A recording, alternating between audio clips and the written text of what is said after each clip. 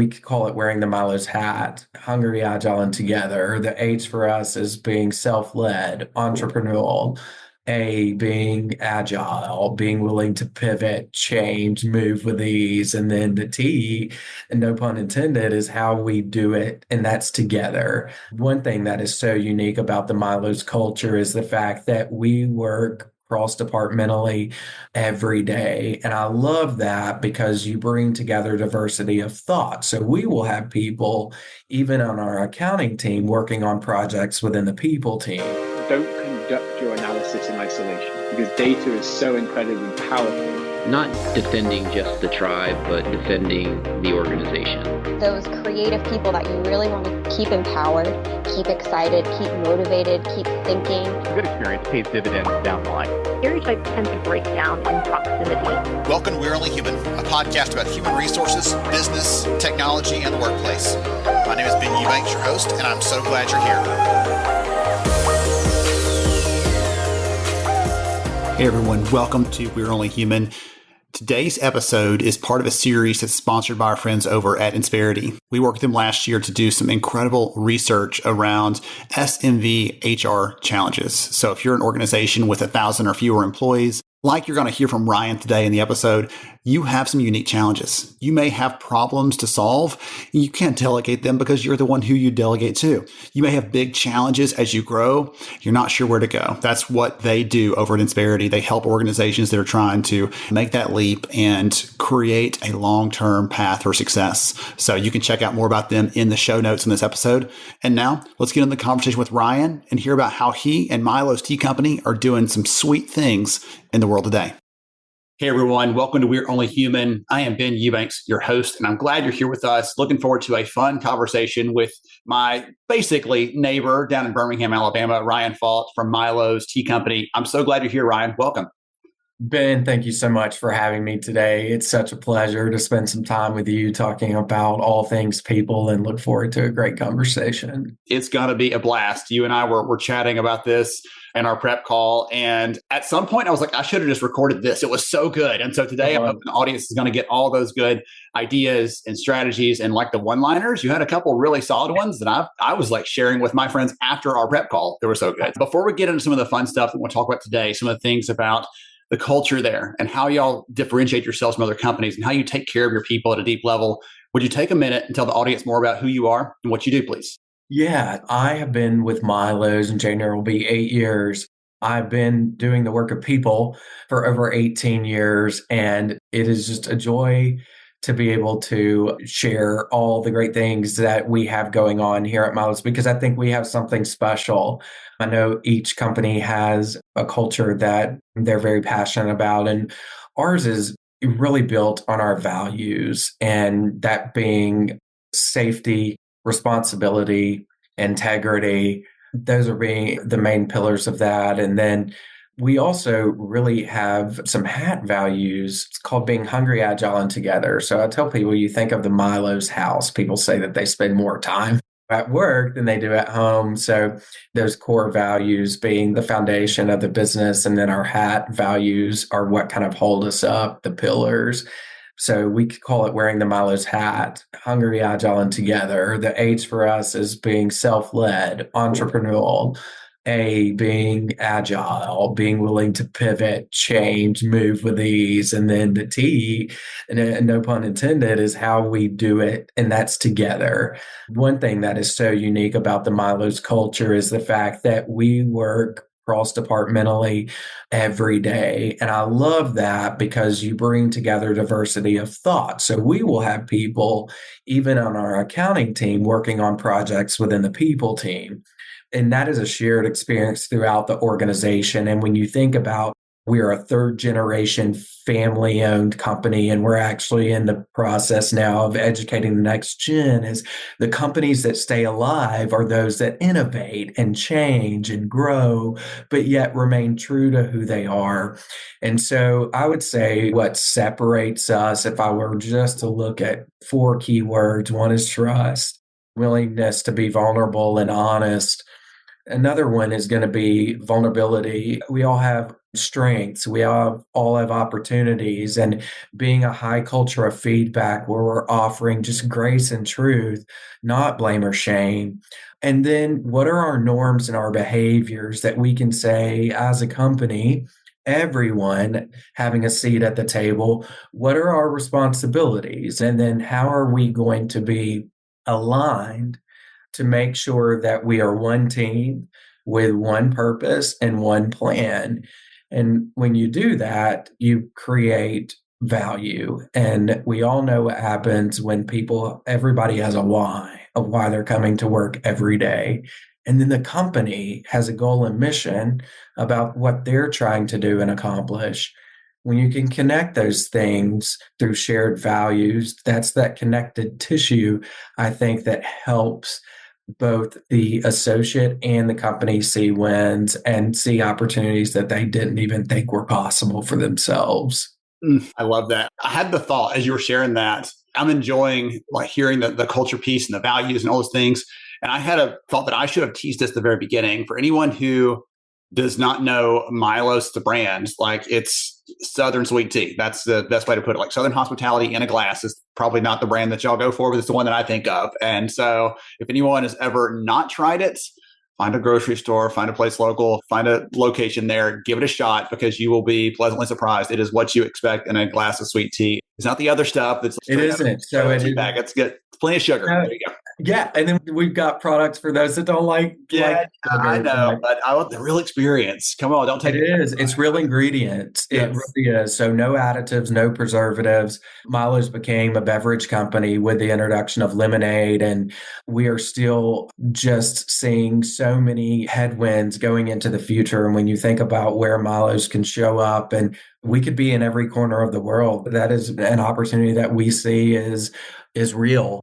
So how do you do that? And it's like that Amazon working backwards where you want to be. And so what are the things that you have to do to make that dream reality?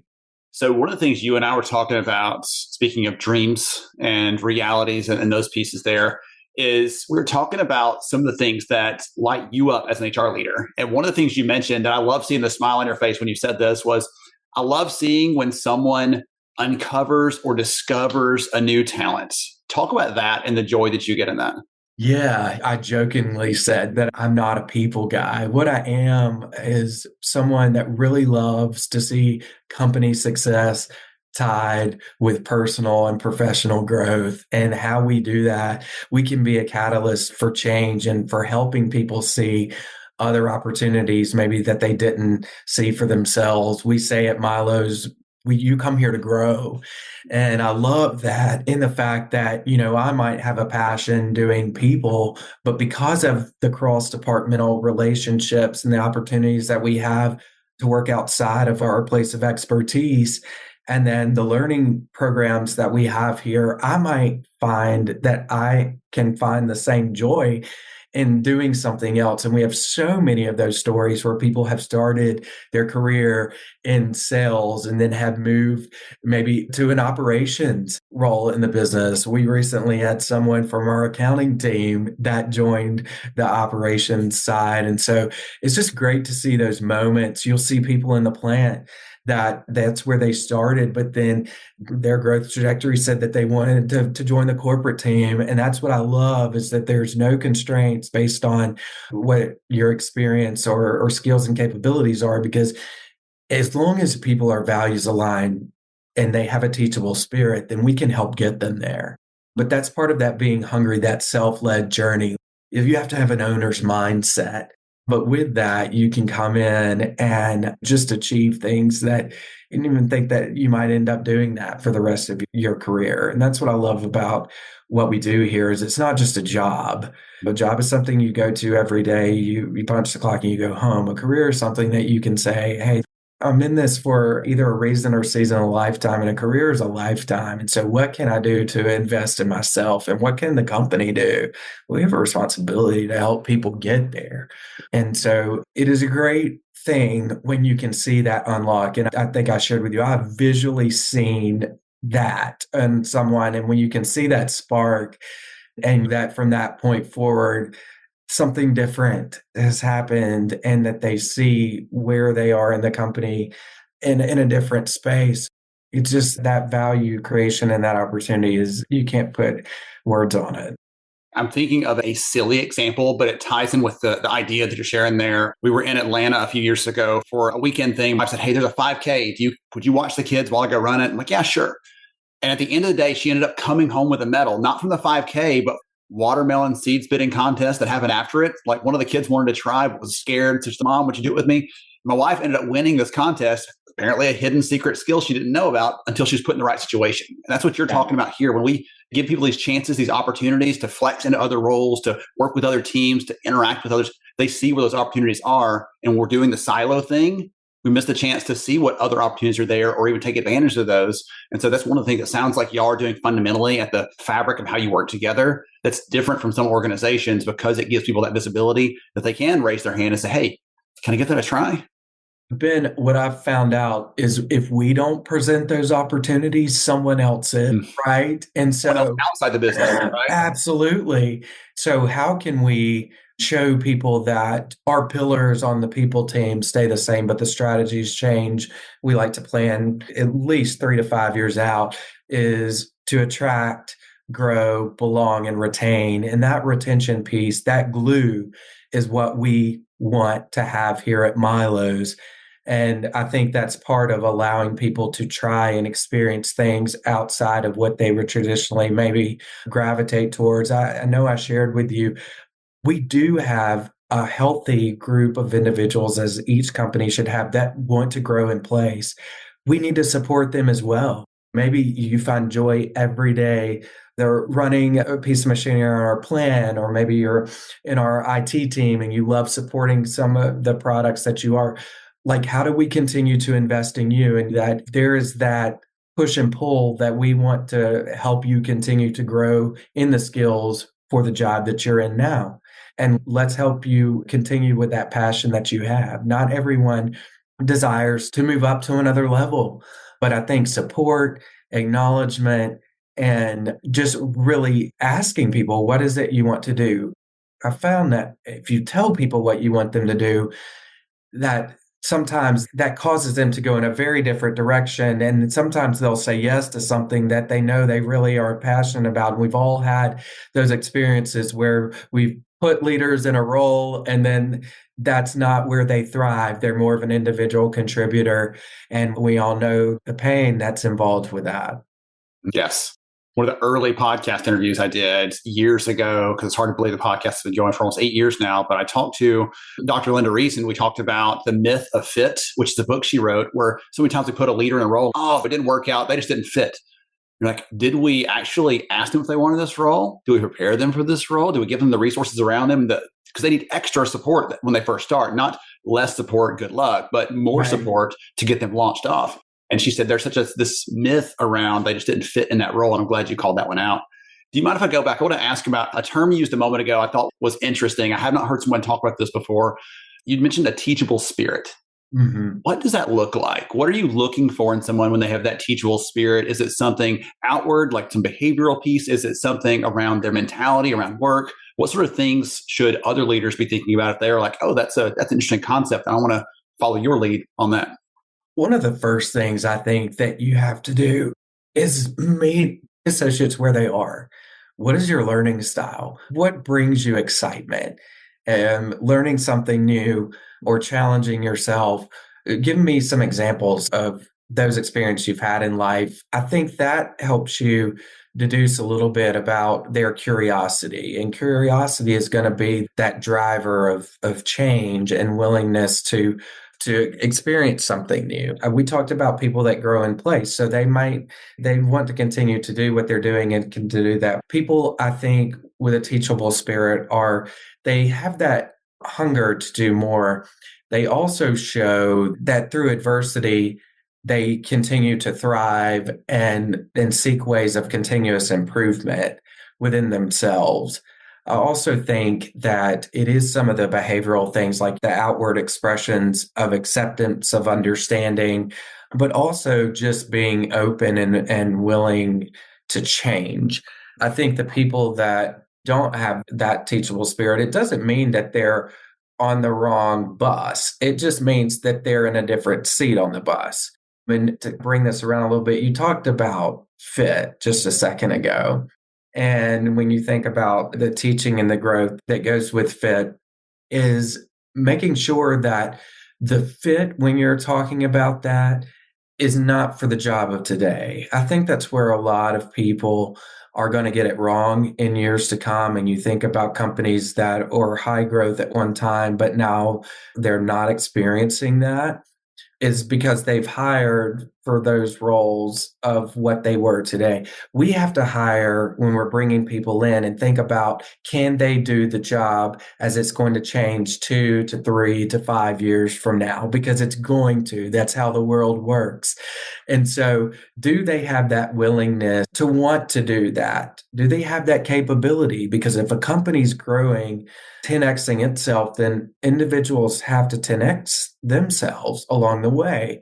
And so that's one thing we're really challenging all of our leaders and even our talent acquisition team, is not just looking at where we are, but where we're going with each role.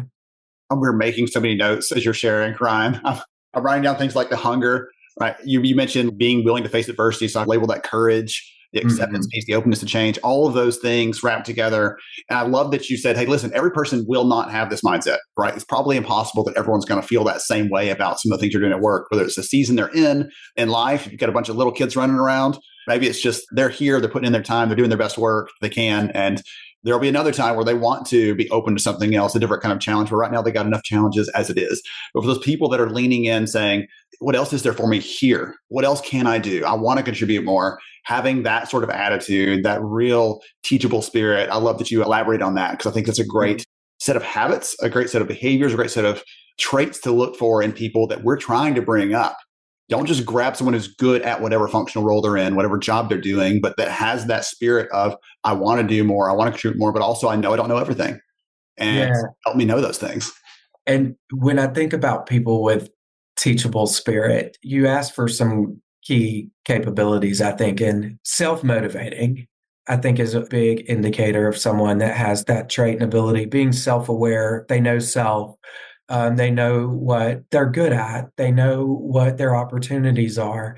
They're self-disciplined.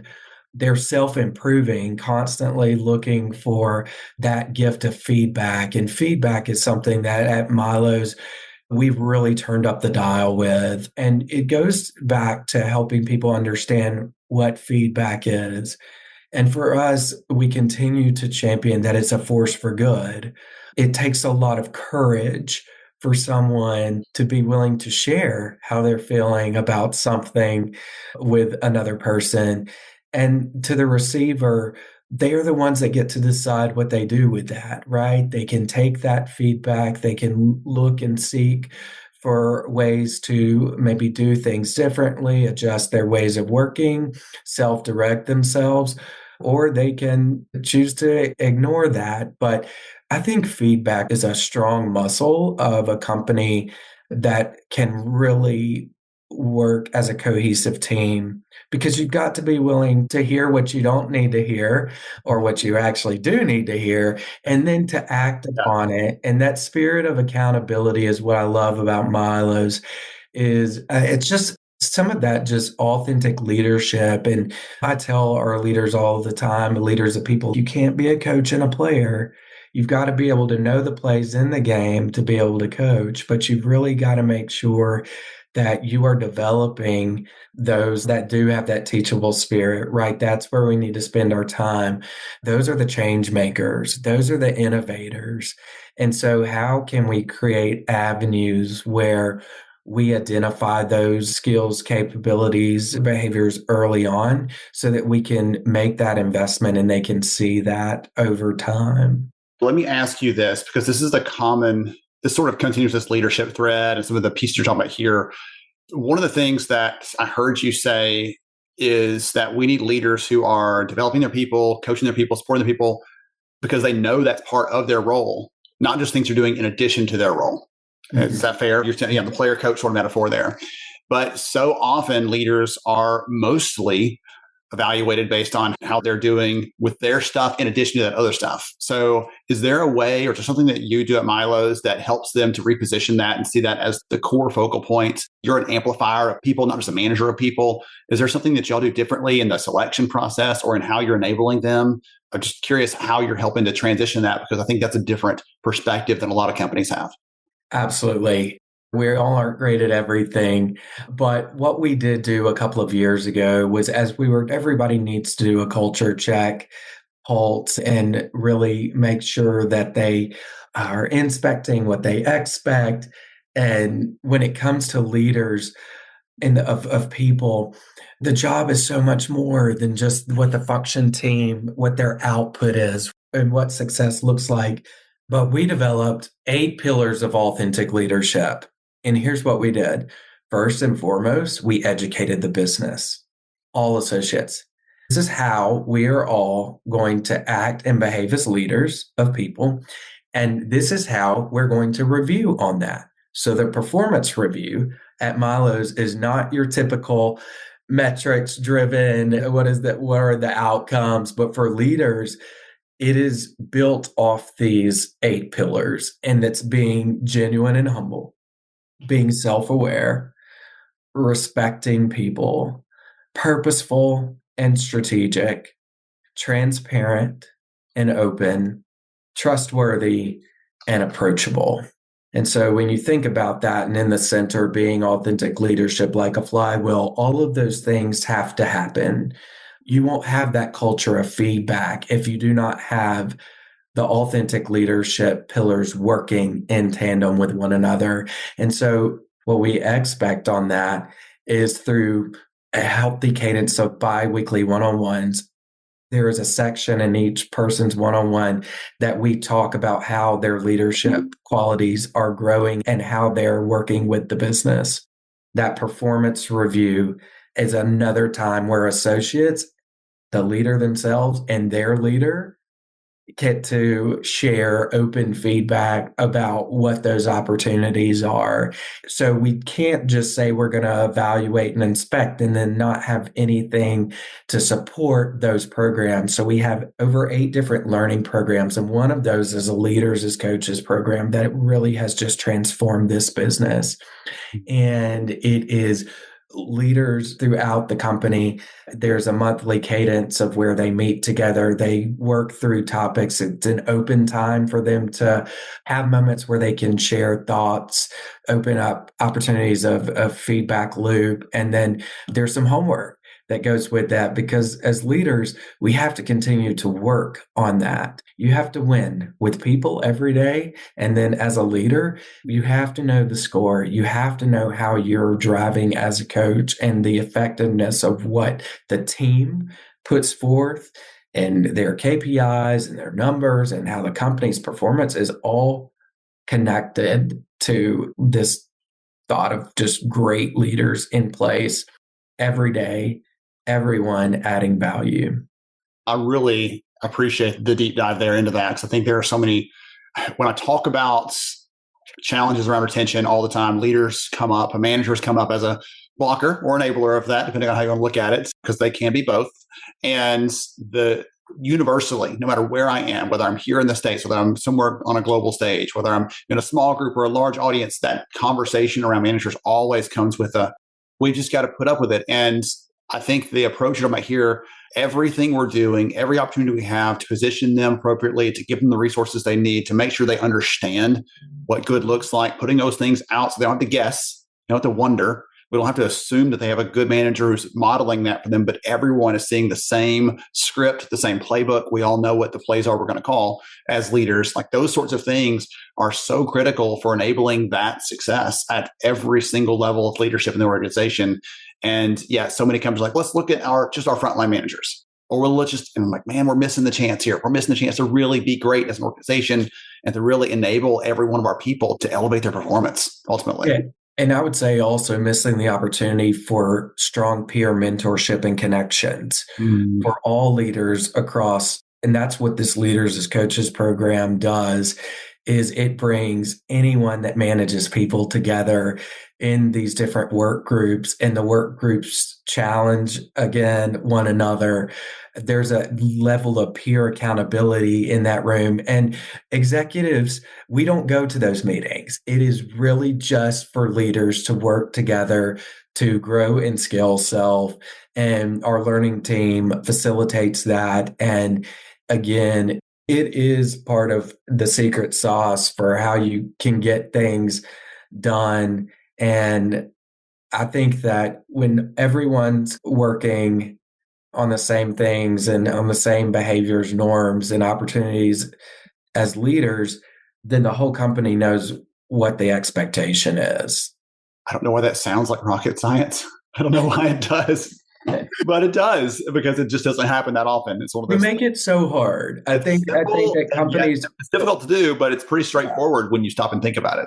If companies don't value growing and scaling leaders, then I think that they're really going to have to look themselves in the mirror 3 to 5 years down the road and see where they are. And that's what our teams expect. They expect high accountability with themselves and with the people that are helping shepherd their growth and development, and being that person of trust that they can bring ideas of how we can improve, continuous improvement. It really sparks the ability for people to all be innovators within the organization. And I think that when you trust and leaders are trusted, then people are going to produce remarkable work. Go for it. One of the biggest things that I've learned in my career, and sometimes you learn the biggest lessons the hard way, is that you can go fast with a lot of things, especially high growth companies, being numbers driven, fiscally sound. How do we move on to the next thing, and how do we keep the wheels turning? But I learned very quickly that you have to go slow with people, because when you go slow with people, you take the time to step back and you're more thoughtful. And when you're more thoughtful, you show people that you care. And there is so much power in the care that someone else feels like that they have for you. It can take that person, again, their trajectory of where they thought they were, and send them into the stratosphere. It helps those turnaround stories become more and more prevalent in your own organization. It is the driver for the high pose and for your next level leaders. And so I think every leader has to have that value of genuine care and concern for the people that they're responsible for. That's one of the areas in the research I've not talked about very much over the last few years. But when we look at what does flexibility mean to the average worker, we think about things like when I work, where I work, shift scheduling, especially for teams like y'all have working on the floor, things like that. But one of the things that the workforce tells us that flexibility means to them is being able to raise my hand, as you were saying, and bring ideas, bring suggestions, not just problems always. We assume it's always a negative when they raise their hand, but sometimes it's, hey, you know what? We're doing this way. If we did it this way, wouldn't it be more efficient? Wouldn't it save us time? Wouldn't it save us money? And oftentimes, again, there are cultures there that don't embrace that don't appreciate that. It's be quiet and get back to work. And we're missing a chance to get the most out of people when they're giving us the best ideas they have. There are organizations who don't have the culture or the mechanisms to appreciate that and accept that and at least process it. Because sometimes it's not a good idea, but sometimes like, holy moly, that's incredible. Yes, we should have done that yesterday. Let's get started. I'm glad you talked about that piece of the feedback and having that sort of back and forth, because that's one of the things we miss sometimes when we always assume that, okay, we're doing a survey of employees. It's going to come back with all the things that are negative and all the bad things. Speaking of surveys, we do a quarterly engagement survey. It's the ENPS, I'm sure, the Net Promoter Score, and it is anonymous, and that presents opportunities to get real feedback and then challenges, and the fact that, yeah, the follow-up is a little difficult and it is scored, but more importantly, it is an opportunity for all associates to be heard. And some of you mentioned just how people have been able to be a part of continuous improvement and ideas that we can maybe implement in the organization. We've had so many of those come through that survey. We've been able to change things within our business to help our ways of working improve. We've enhanced benefits through that. We've had great ideas about product innovation that people have felt comfortable just sharing.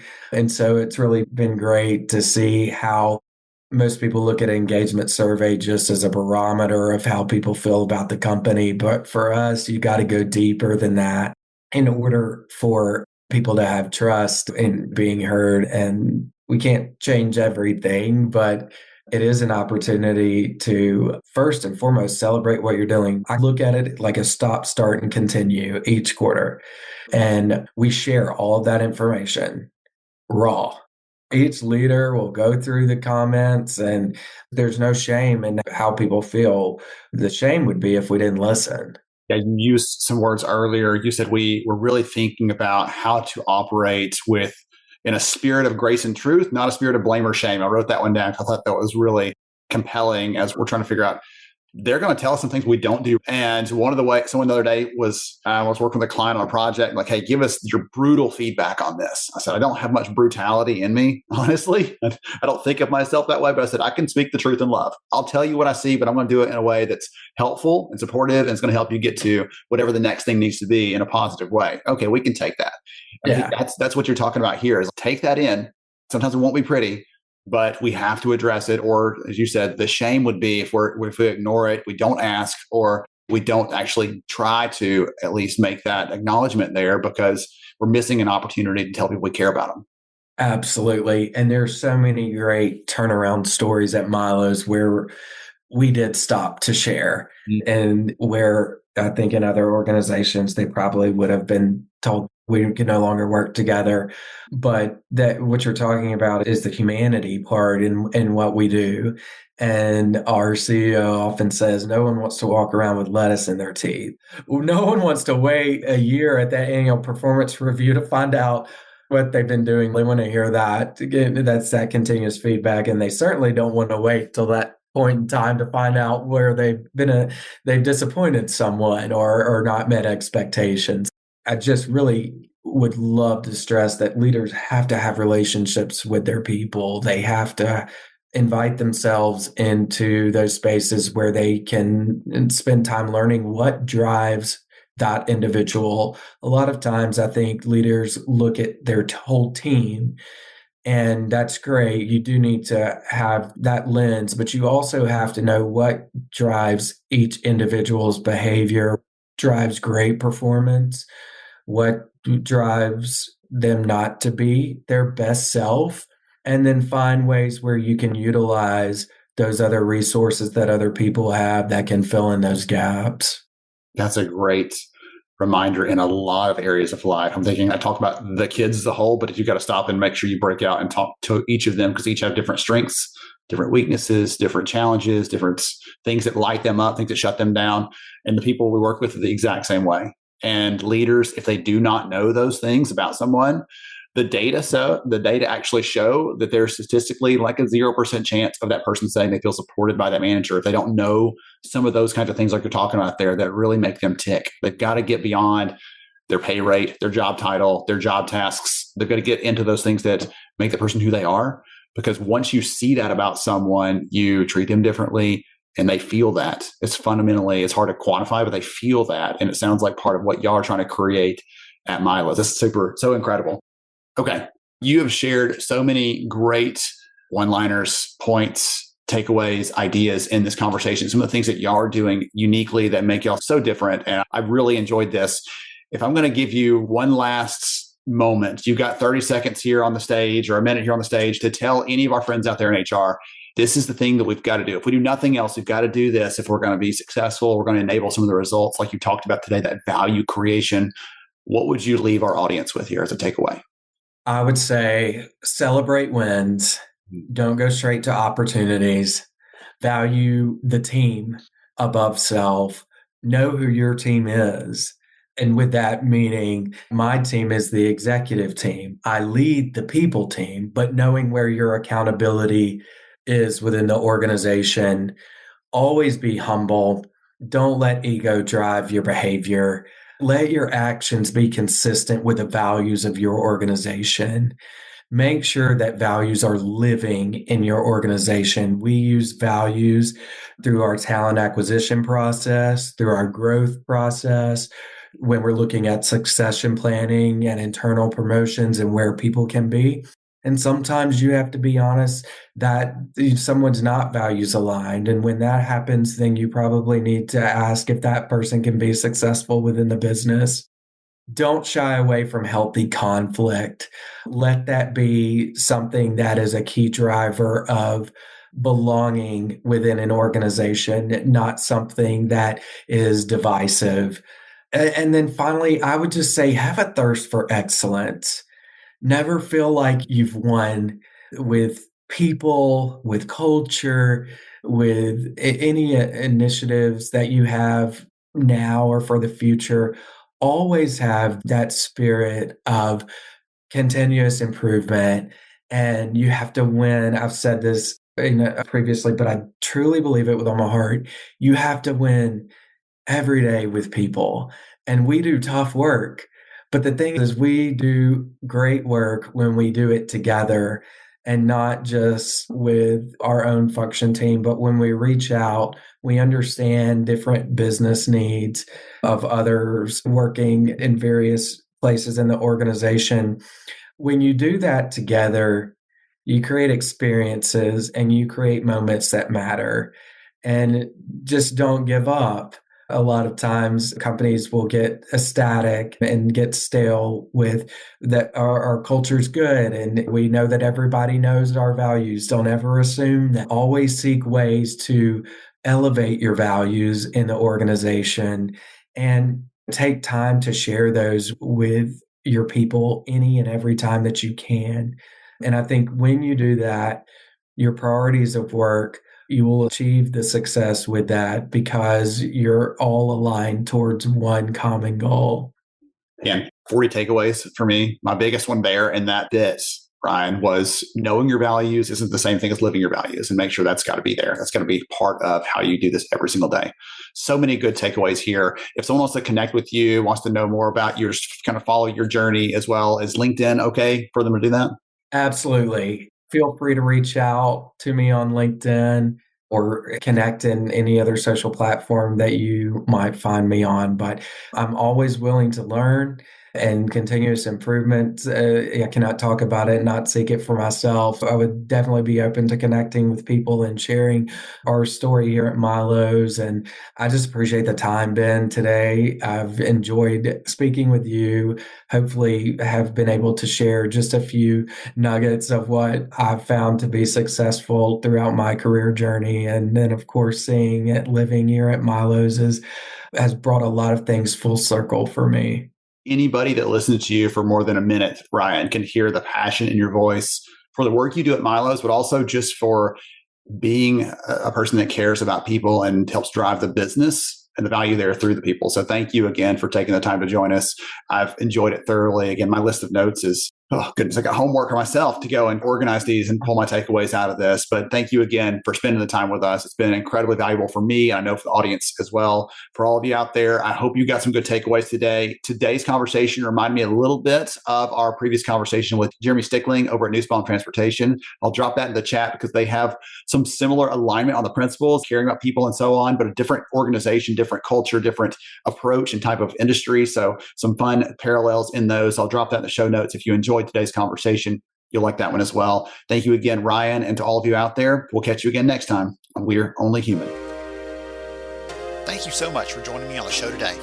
I'm honored to have you as a listener. If you enjoyed this episode, please take 10 seconds to rate it at iTunes, Stitcher, or wherever you listen to your podcast. Also, if you know a friend that could benefit from today's conversation, please pass it their way. After all, a rising tide lifts all ships. To see show notes, sponsor information, and our full show archives, visit onlyhumanshow.com.